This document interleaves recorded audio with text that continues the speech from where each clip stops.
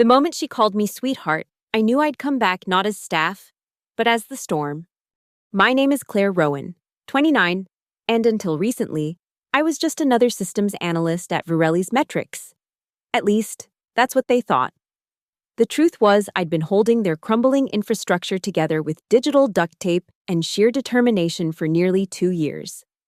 The folder in my hands contained 14 pages of meticulously documented system improvements, cost-saving measures, and process optimizations. I had spent 3 weeks crafting this proposal after hours, staying up until 2 a.m. most nights. This wasn't just about a promotion or raise, though God knows I deserved both. It was about fixing the broken systems that kept our clients' data vulnerable and our team constantly firefighting. I knocked on the frosted glass door that read, Human Resources, Carla Henders, Lead. Come in, she called, not looking up from her monitor as I entered. Carla's office was like her personality, sterile, uninspiring, and aggressively beige. Awards for HR excellence from 2017 hung slightly crooked on the wall behind her, the only evidence that anything had changed in this office this decade. Claire from Systems, I said, though we'd met at least 6 times before. I wanted to discuss some structural improvements I've mapped out. I've identified several critical vulnerabilities that... I'm sorry, Carla interrupted, finally looking up. Her reading glasses perched at the tip of her nose as she peered over them. Is this about your performance review? That's not scheduled until next quarter. No, it's about systemic issues I've discovered. I've compiled documentation showing how these changes could save us roughly $240,000 annually while improving security and reliability. I slid the folder across her desk. I've also outlined my role in implementing these improvements, and I believe it warrants a title change and appropriate compensation adjustment. Carla barely glanced at the folder before pushing it back toward me. Her lipstick, a shade of coral that hadn't been in fashion since the Bush administration, cracked slightly as she smiled. Sweetheart, we don't negotiate with junior staff. If you want career advancement, there's a process. You submit your self-assessment next quarter, and your manager will determine if you're ready for growth opportunities. My face remained perfectly still, though I felt my pulse quicken. This isn't a negotiation tactic. These are documented issues affecting our core business operations. I've been fixing these issues after hours without recognition for months. Carla sighed, the kind of sigh reserved for toddlers who don't understand why they can't have ice cream for breakfast. If you're working after hours without approval, that's actually something we should address with your manager. That's not how we do things here at Virelli's. I took a deep breath. Ted knows. He's been looping me in on emergency patches since January. Ted Larson is your direct supervisor, and he hasn't indicated any performance issues with our systems in his quarterly reports. She glanced at her watch. I have a meeting in 5 minutes. If you have concerns about workload, please direct them to Ted. If you're looking for career advancement, wait for your review cycle like everyone else. I gathered my folder, nodded once, and left. No theatrics, no slamming doors. Just silence, the kind that comes before a storm. 1 week earlier, I was sitting in the company break room at 8:27 a.m., mechanically spooning instant oatmeal into my mouth while simultaneously debugging corrupted invoice automation scripts that should have been sunsetted years ago. My laptop screen glowed with an error log the length of a Russian novel as I scrolled through the mess, highlighting patterns only I seemed able to see. Morning, Claire Bear, working through breakfast again. Ted Larson, my manager, breezed in wearing his signature look, a blue button-down with the sleeves rolled up precisely 3 turns, khakis pressed to military precision, and the permanent expression of someone who'd just heard a joke but wasn't sure if it was appropriate to laugh. I didn't look up. The Westfield integration broke again. Their API changed without notice, and now we're missing transaction data from the past 18 hours. Ted filled his world's #1 boss mug with coffee so light it was practically beige. Oh, bummer. Well, I'm sure you'll figure it out. That's what makes you special. You're like our little problem solver. Little problem solver. I was 29 years old with a master's degree in systems architecture, and he spoke to me like I was a precocious child who'd just learned to tie her shoes. Someone needs to contact Westfield and tell them to stop changing their endpoints without going through the change management process we established last quarter. I said, still typing. This is the third time since February. Ted leaned against the counter, sipping his coffee. You know how vendors are always moving fast and breaking things, right? Silicon Valley mindset. He chuckled at his own perceived cleverness. Anyway, I need you to pretty up the monthly dashboard for the executive meeting this afternoon. Make it pop. You know, you're good with those visual things. I finally looked up from my screen. Ted, I'm in the middle of fixing an issue that's costing us approximately $1,700 per hour in lost transaction data. The dashboard can wait.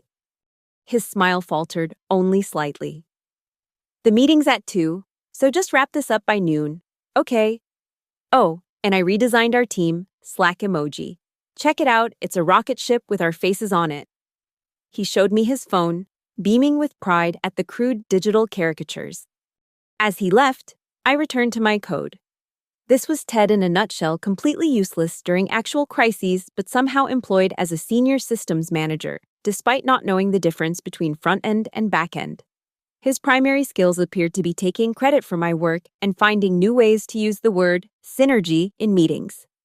By 11:42 a.m., I had manually patched 3 back-end APIs, stopped a $30,000 per month billing bug nobody else had noticed, and restored the broken data stream.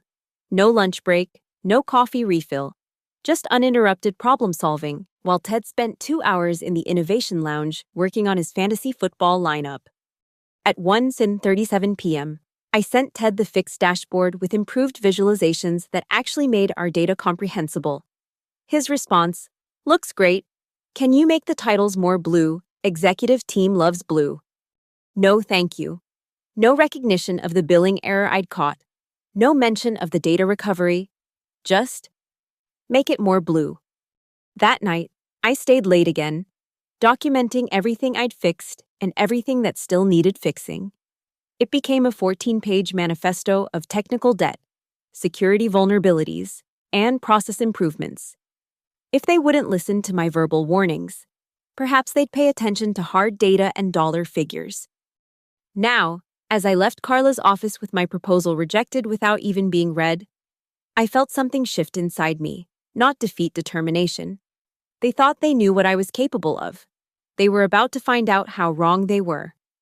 I walked back to my desk, placed the folder in my bottom drawer, and opened my laptop. Instead of continuing my assigned task of making dashboard titles more blue, I opened LinkedIn and began methodically cross-referencing every vendor, partner, and client Varelli's had ever worked with. I wasn't looking for just any connection. I needed someone specific, someone with leverage, someone who understood systems, and someone who might remember how I'd saved their implementation when nobody at Varelli's was paying attention. After 40 minutes of searching, I found him, Lucas Diaz, now Senior Operations Auditor at Metastorix Supply. We'd never officially met, but I recognized his name from the disaster that was the Metastorix onboarding last year. When their integration failed spectacularly during the final implementation phase, I had been the one who stayed until 4 a.m. fixing their data mapping while Ted slept soundly, unaware of the crisis. Lucas had been on the email chain thanking the Varelli's team for resolving the issue. I sent him a connection request with a simple message. Worked behind the scenes on your integration last year. Would value connecting as we continue supporting the Metastorix Varelli's partnership. Then I went back to making dashboard titles blue. A plan slowly forming in the back of my mind. Lucas responded the next morning and suggested coffee the following week. Always good to know who's really making things work, his message said. I smiled for the first time in days. The coffee shop was halfway between our offices' neutral ground. I arrived 15 minutes early, ordered a simple black coffee, and claimed a corner table where I could see both the entrance and have my back to a wall. Old habits from growing up with an unpredictable father, always know your exits. Lucas arrived precisely on time, dressed in a charcoal suit that spoke of careful professionalism rather than flashy corporate culture. He was younger than I expected, maybe early 30s, with dark-rimmed glasses and a deliberate way of moving that suggested he thought before he acted, a quality I'd found exceedingly rare in the corporate world. "Claire Rowan," he asked, extending his hand. I stood and shook it firmly. "That's me. Thank you for making the time. Thank you for reaching out. And more importantly, thank you for saving our implementation last year. I know exactly who did the real work that night." He smiled, and it reached his eyes another corporate rarity. "You knew it was me?" I asked as we both sat down. "I make it my business to know who's actually solving problems versus who's taking credit. It's a useful skill in my line of work." He placed his leather portfolio on the table. "Speaking of my work, I'll be direct. I didn't just agree to coffee to say thank you. I wanted to meet you because Metastorix is planning a full compliance and systems audit of all our integration partners. Virelli's is high on that list." I kept my face neutral, though my heart rate picked up. "I see. And you wanted inside information." Lucas shook his head. "Not exactly. I wanted to meet the person who understands the systems better than anyone else. The audit is happening regardless. It's a new company policy after the breach at Thornfield last quarter. But I'd rather have someone knowledgeable helping us understand what we're looking at." I took a slow sip of my coffee, considering his words carefully. In what capacity would this help be provided? Initially as a consultant, we'd compensate you for your time. Of course, if things go well, there might be more permanent opportunities. Metastorix is expanding our internal compliance team. I raised an eyebrow. "You're offering me a job." "I'm offering you a conversation about possibilities," Lucas replied diplomatically. "Our audit begins in 3 weeks. Until then, I'd value your insight as we prepare our approach." The timing couldn't have been more perfect if I'd orchestrated it myself. 3 weeks was exactly enough time to document everything, prepare my exit, and position myself for maximum impact. "I'm interested," I said simply, "but I would need to keep this conversation confidential." Lucas nodded. "Naturally. We'd draw up the appropriate non-disclosure agreements. You wouldn't be asked to disclose anything proprietary, just help us understand what we'll be seeing during the official audit." I extended my hand. "Then you have yourself a consultant." And just like that, I began my double life. By day, I remained Claire Rowan, overlooked junior systems analyst at Virelli's, making dashboard titles blue and fixing catastrophic problems without recognition. By night, I became something else entirely, the architect of Virelli's reckoning. Each evening after work, I meticulously documented everything, every shortcut, every vulnerability, every instance of negligence. I created a secure virtual machine on my personal laptop where I mapped out the entire Virelli's infrastructure, noting all the places where they'd ignored industry standards, skimped on security, or built upon crumbling digital foundations. I never took any proprietary data or accessed anything I shouldn't. I didn't need to. I simply documented what I already knew from memory, what any competent systems analyst would be able to see if they looked closely enough. The difference was that I had been looking closely for 2 years, silently fixing what I could while keeping detailed mental notes of what needed proper addressing. On Tuesdays and Thursdays, I met with Lucas and his team at a co-working space downtown. I walked them through what to look for, what questions to ask, and how to interpret the inevitable technical obfuscation they would encounter. They'll tell you they have a proprietary security protocol. I explained during one session, what they really have is an outdated firewall configuration with custom naming conventions to make it sound special. Ask them specifically about their last penetration test and watch what happens. Lucas took meticulous notes. And what should happen? I smiled slightly. Panic. They haven't done one since 2021, and the results were catastrophic. They fixed the 3 high-priority issues and ignored the other 27. In these meetings, I found myself transforming. I spoke with authority I'd never been allowed to express at Virelli's. I made decisions, guided strategy, and was actually listened to when I spoke. My suggestions weren't met with patronizing smiles, but with thoughtful consideration and respectful questions. Meanwhile, back at Virelli's, nothing changed. Ted continued to take credit for my work. Carla from HR continued to send company-wide emails about growth mindset while systematically shutting down any actual growth opportunities. And I continued to quietly document it all. The apartment I shared with my roommate, Zoe, became my war room. One entire wall of my bedroom was covered with sticky notes, color-coded system maps, annotated screenshots of critical vulnerabilities, and timelines of ignored warnings. Zoe, a graphic designer who worked for a nonprofit, found my sudden transformation both concerning and fascinating.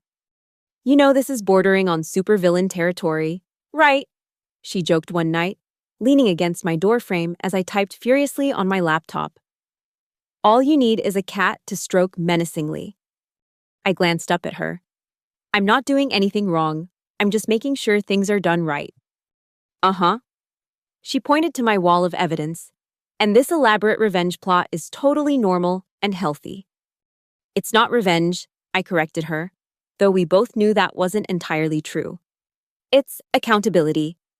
Zoe sighed and handed me a mug of tea. "Just promise me you're being careful. Corporate types don't like being embarrassed, especially by someone they underestimated." I accepted the tea with a grateful nod. "That's exactly why I'm being methodical. They won't be able to dismiss this as emotional or unprofessional. It will be by the book, comprehensive, and undeniable. And just coincidentally devastating to people who treated you like crap," Zoe added with a knowing smile. I allowed myself a small smile in return. That's just a fortunate side effect. As the audit date approached, my double life became increasingly complicated. Lucas and the Metastorics team were now referring to me as their compliance architect, a title that carried actual respect. Meanwhile, at Varelli's, Ted had taken to calling me my little tech elf in meetings, as if my work happened by magic rather than through expertise and effort. 2 days before the scheduled audit, Lucas called me. "Claire, I need to speak with you about something important," he said, his voice more formal than usual. "Can you meet me at the office today after work?" A flutter of anxiety passed through me. Had I overplayed my hand, was he going to tell me they no longer needed my help? "Of course," I replied, keeping my voice steady. "I'll be there at 6. The Metastorics offices were nothing like Varelli's. Where Varelli's had opted for cheap modernism, all uncomfortable white furniture, and motivational posters, Metastorics projected understated professionalism. The reception area featured comfortable seating, warm lighting, and artwork by local artists rather than mass-produced corporate imagery. Lucas met me at reception and led me to a conference room where 2 other people were waiting: Eliza Chen, the Chief Compliance Officer, and Marcus Rivera, Director of Human Resources. "Please, have a seat," Eliza said, gesturing to the chair across from her. My mind raced through possibilities as I sat down. Was this an ambush? Had Varelli somehow discovered what I was doing? "Claire," Lucas began, "we've been incredibly impressed with your knowledge, professionalism, and insight over these past weeks. The audit preparation has been more thorough than any previous engagement, largely thanks to your guidance." I nodded cautiously. "Thank you. I've tried to be comprehensive." "More than comprehensive," Eliza added. "Your understanding of both the technical systems and the regulatory requirements is exceptional, which brings us to why we asked you here today." Marcus slid a folder across the table toward me, an actual, physical folder, like the one I'd brought to Carla's office weeks ago. The symmetry wasn't lost on me. "We'd like to formally offer you a position at Metastorics," Marcus said. "Director of Integration Compliance, reporting directly to Eliza. The compensation package is outlined in detail, but in summary, it's nearly double your current salary, with options and benefits appropriate to the director level." I stared at the folder, momentarily speechless. This wasn't just a job offer, it was validation, recognition, everything I'd been denied at Varelli's.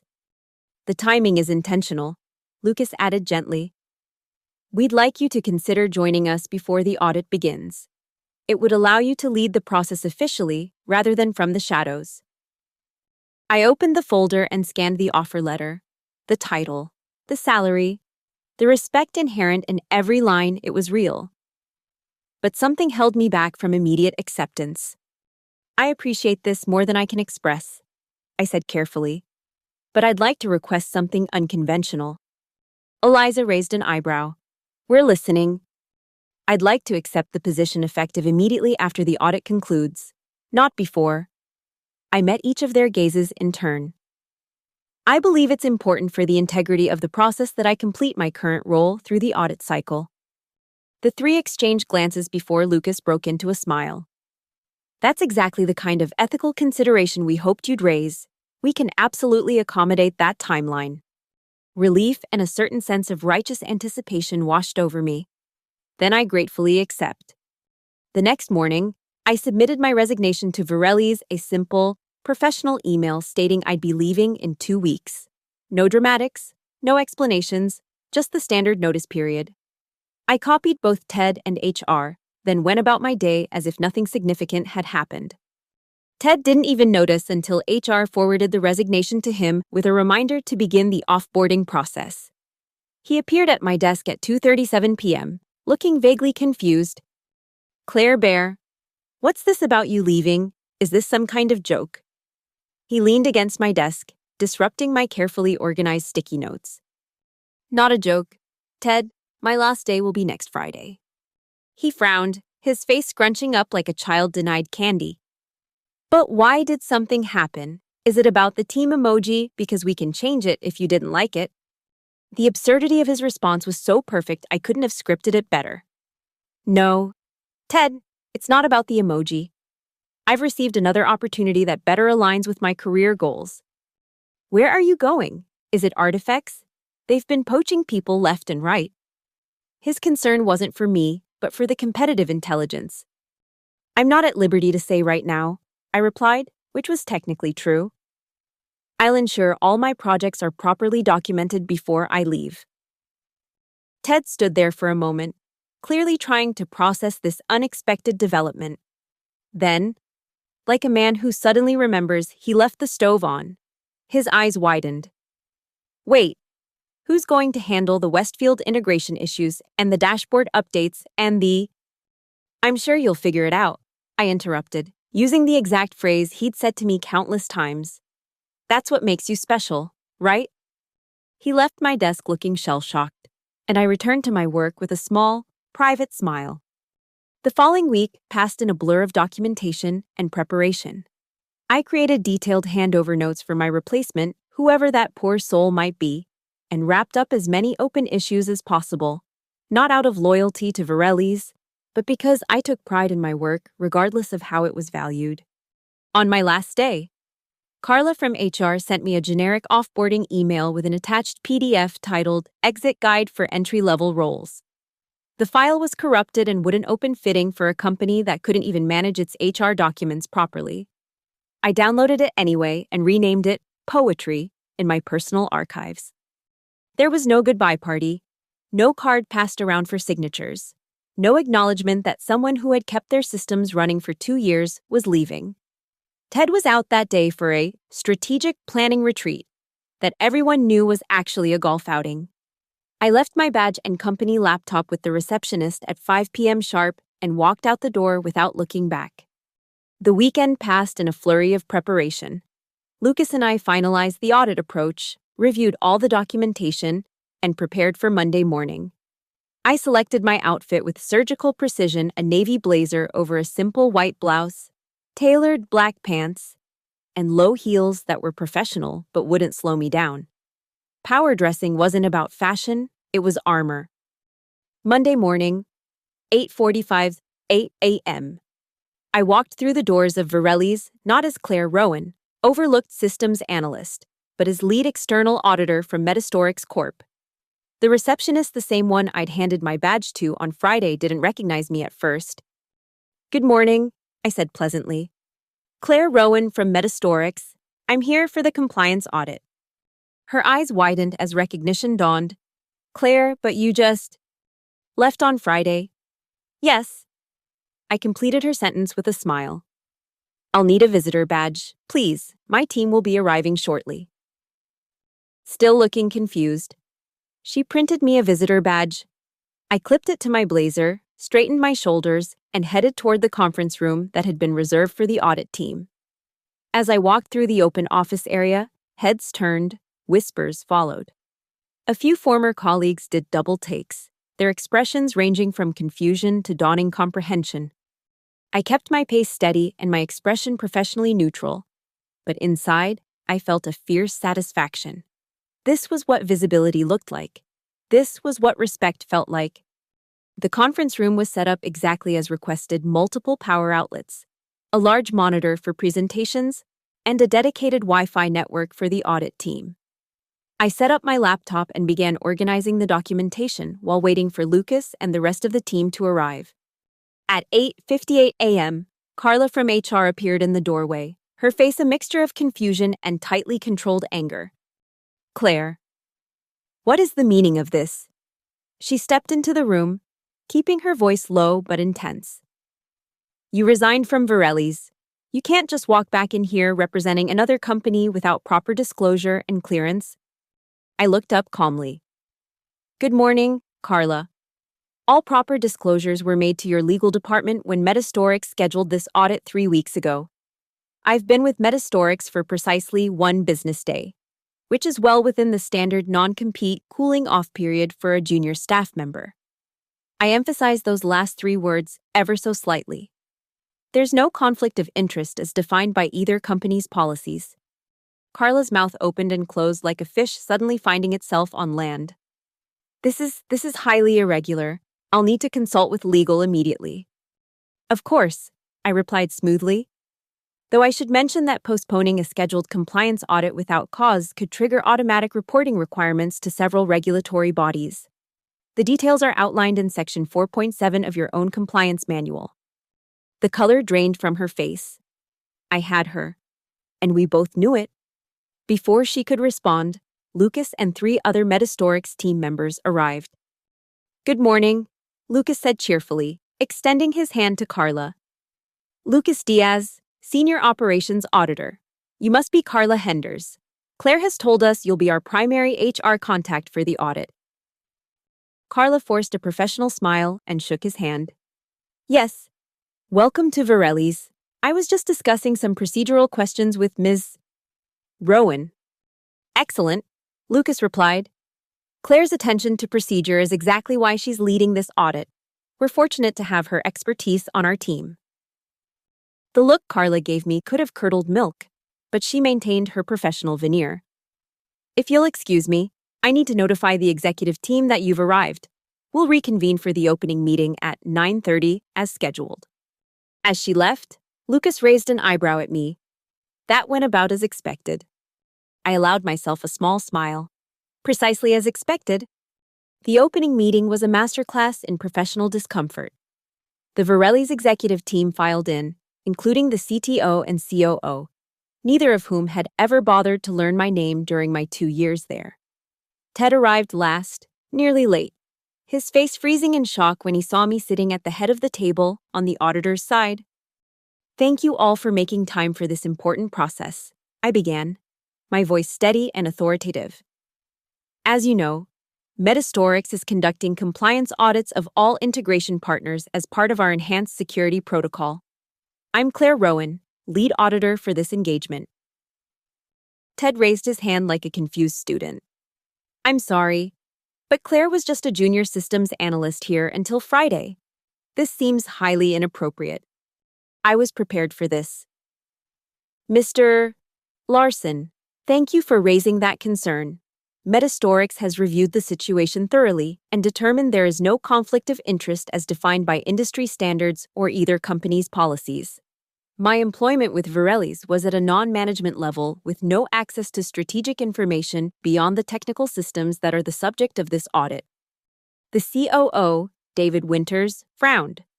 "Nevertheless, this is unusual. Claire, you worked on our systems directly. Which is precisely why Metastorix values my expertise." Lucas interjected smoothly. "Claire's technical knowledge ensures we conduct this audit efficiently and accurately. Rest assured, our legal teams have reviewed the situation thoroughly." David looked like he wanted to object further but couldn't find the right angle. Finally, he nodded curtly. Let's proceed then. What's your process?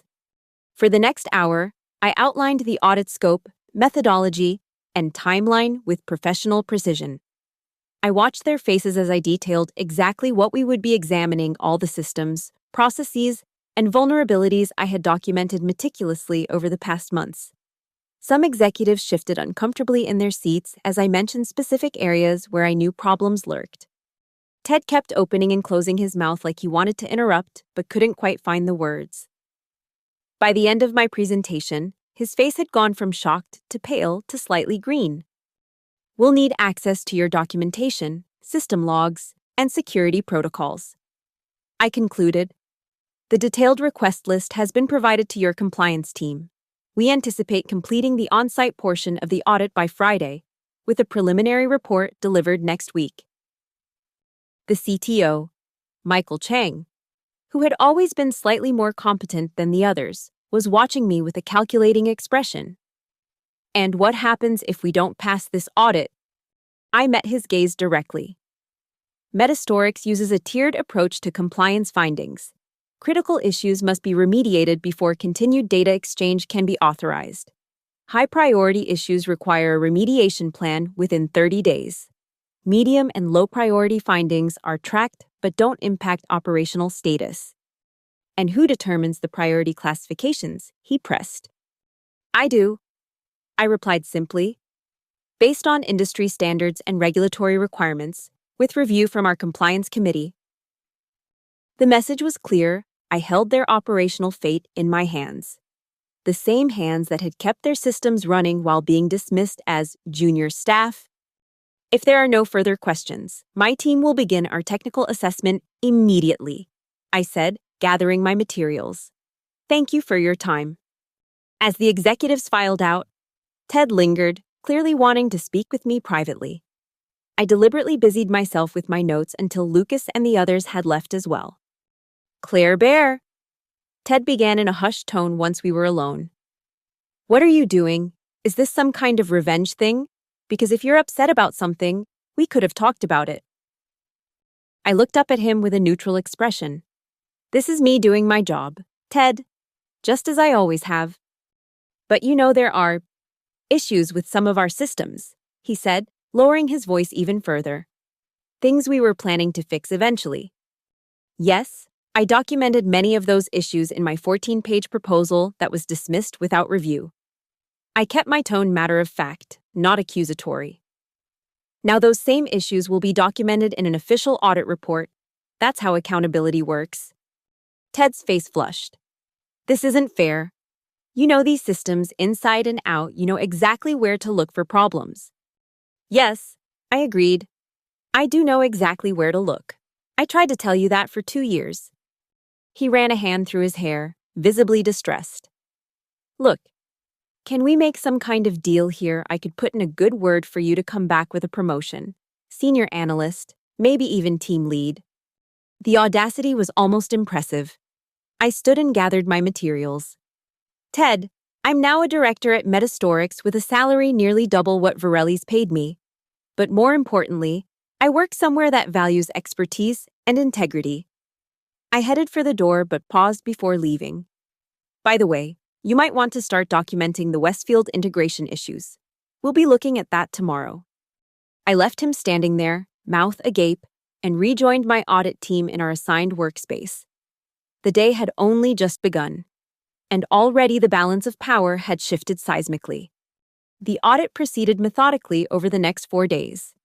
My team executed the plan exactly as designed, uncovering exactly what I knew they would find: expired security certificates still in production, shared login credentials stored in spreadsheets titled Final Logins, var3, use this one, XLSX, undocumented API endpoints, and critical systems held together by temporary patches that had somehow become permanent. Each finding was documented dispassionately, with references to industry standards and regulatory requirements. There was no need for emotional language or accusations. The facts spoke for themselves, damning in their simplicity. By Wednesday, the mood at Varelli's had shifted from defensive to desperate. Engineers who had barely acknowledged my existence now appeared at our audit room door with coffee and offers of additional context for our findings. Middle managers who had supported Ted's dismissive attitude now claimed they had always been concerned about the issues we were uncovering. The VP of Operations, who once told me I had potential if I learned to be less emotional about technical issues, nearly choked on his coffee when I calmly explained that their current security architecture violated 3 separate regulatory requirements, potentially exposing them to millions in fines. But these are industry standard approaches, he sputtered. They were industry standard in 2018, I corrected him. The regulatory landscape has evolved significantly since then, as outlined in the compliance briefings that were sent to your department quarterly. I know they were received because I personally compiled and sent them for the past year and a half. By Thursday afternoon, Varelli's legal team had joined the audit meetings. I recognized the growing panic in their eyes as they realized the extent of the compliance issues. The company's finance director started making appearances too, clearly calculating the cost of remediation versus the cost of potential fines and client losses. Through it all, I maintained absolute professionalism. No gloating, no emotional outbursts, no visible satisfaction, just methodical, thorough documentation of everything I had tried to bring to their attention for months. Friday morning, Lucas pulled me aside before our final on-site meeting. "You've handled this brilliantly," he said quietly. "I've never seen someone maintain such composure in what must be an emotionally charged situation." I smiled slightly. "The best revenge isn't emotional. It's excellent work that can't be dismissed." He nodded appreciatively. "The preliminary report goes to their executive team on Monday. Based on what we've found, especially the security issues with client data handling, we'll be recommending suspension of direct system integration until critical issues are resolved. Which means they'll need to switch to manual data exchange." I translated. "That's approximately 40 hours of additional work weekly, based on current transaction volumes." "Exactly. And guess who would have been doing that manual work if you were still there?" I allowed myself a small, satisfied smile. "Somehow I think they'll find a different, junior staff member to burden." The final meeting was a formality, a summary of findings and next steps. The Varelli's executives sat grim-faced as Lucas outlined the preliminary results. Ted stared at the table, unable to meet my eyes. Carla from HR kept her professional mask in place, but her white-knuckled grip on her pen betrayed her tension. "We'll deliver the full report on Monday," Lucas concluded. "At that time, we'll also provide our recommendation regarding continued integration status." The CTO cleared his throat. "Is there any way to expedite remediation of the critical findings, perhaps with Metastorix's assistance?" Lucas glanced at me, deferring to my judgment. "Metastorix can provide remediation consultation," I replied. "However, given the systemic nature of the issues, we recommend a comprehensive overhaul rather than point fixes. That would require a separate engagement with our professional services team." Translation: "You can hire us to fix your mess, but it will cost you. And I'll be overseeing that too." As the meeting concluded and people began gathering their materials, my phone buzzed with a text. It was from Zoe. "How's your supervillain origin story playing out?" I suppressed a smile and typed back, "Not a villain, just someone finally being heard." Monday morning, I arrived at Metastorix's offices as Director of Integration Compliance. My new office had a door with my name on it, a window with actual natural light, and a sense of possibility I hadn't felt in years. Lucas stopped by as I was setting up my workspace. "Ready for your first official act as Director Yeaton?" I nodded. "The Varelli's report. That and this." He handed me a document. "The recommendation to terminate direct integration until critical findings are remediated. It needs your signature as the lead auditor." I reviewed the document carefully. It was thorough, professional, and completely justified based on our findings. At the bottom was a signature line with my name and new title printed beneath it. I signed it without hesitation. What happens next? Next, we notify them officially.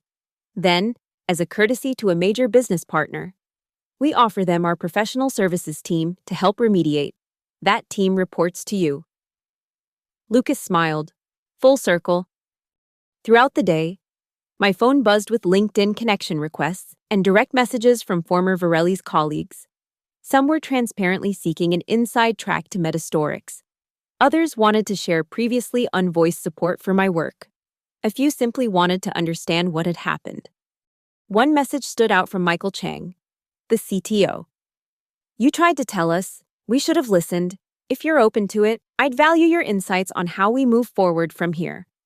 At least someone was finally getting it. That afternoon, we received word that Varelli's had accepted our findings and requested urgent remediation assistance. A meeting was scheduled for Wednesday to discuss terms. When Wednesday arrived, I entered the Varelli's building for the third time in 10 days, first as a resigning employee, then as an auditor, and now as the person who would determine their path to compliance. The receptionist recognized me immediately this time and offered a respectful, "Good morning, Miss Rowan," as she handed me a visitor badge. The meeting was held in their main conference room. When I entered with Lucas and our services team, the atmosphere was markedly different from the previous week. Gone was the defensive posturing and thinly veiled hostility.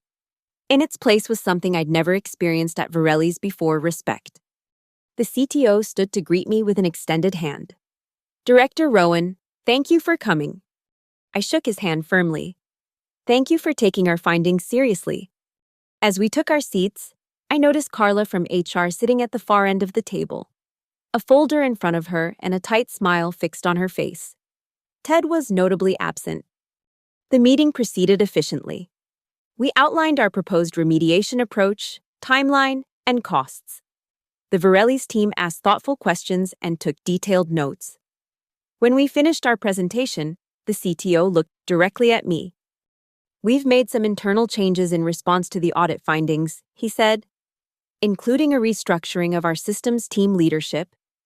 That explained Ted's absence. "We believe these changes will help ensure the remediation is successful and sustainable," he continued. "We've also revised our internal processes for identifying and addressing technical debt and security concerns." Translation: We fired Ted and are now actually listening to our technical staff. After the formal meeting concluded, Carla approached me as I was gathering my materials. "Ms. Rowan," she said, her voice professionally neutral, "might I have a word?" I nodded, curious about what she could possibly want to say. She waited until the room had cleared, except for us. "I've been asked to extend an offer for you to consider returning to Varelli's in a newly created role, VP of Systems Integrity.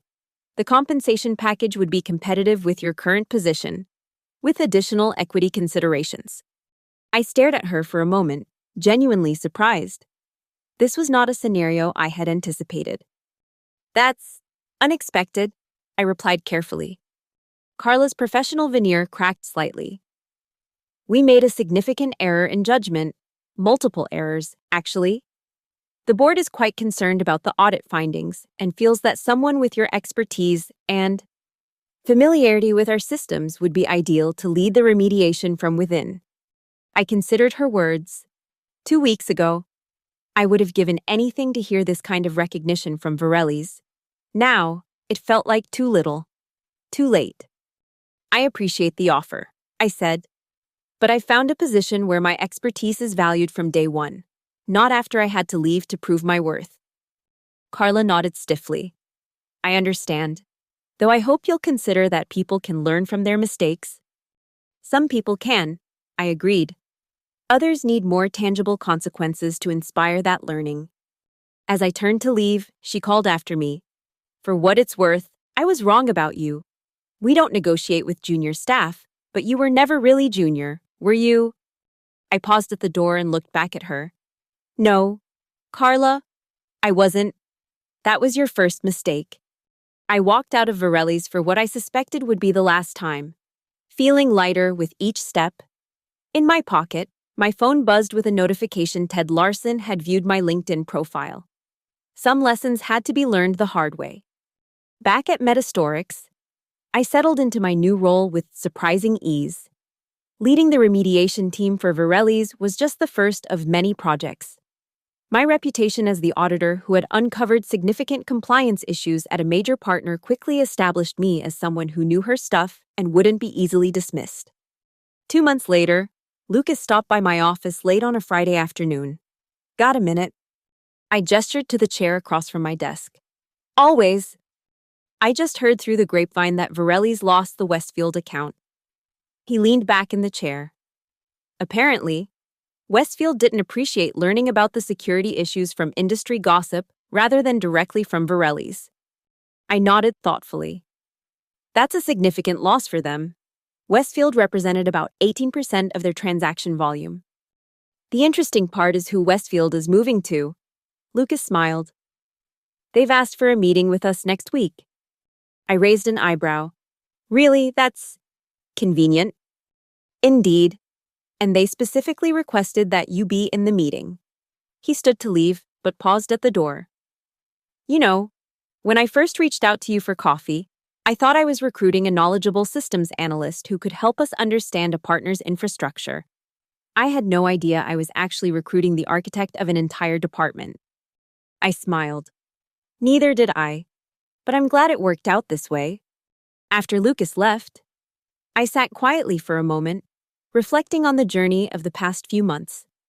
I thought about the folder of improvements that had sat unread in Carla's office, and how that rejection had set in motion a chain of events that led me here. My phone buzzed with a text from Zoe. Dinner tonight to celebrate 2 months of not being undervalued. I made reservations at that new place on 4th. I smiled and replied, Absolutely, I'll bring the champagne. As I gathered my things to leave for the weekend, I caught my reflection in the window of my office, with my name on the door and my expertise recognized in my title. I no longer looked like someone carrying the weight of an unappreciated burden. I looked like what I had always been competent, confident, and finally in a position where that mattered. Sometimes, I realized, the best response to, we don't negotiate with junior staff, isn't a negotiation at all.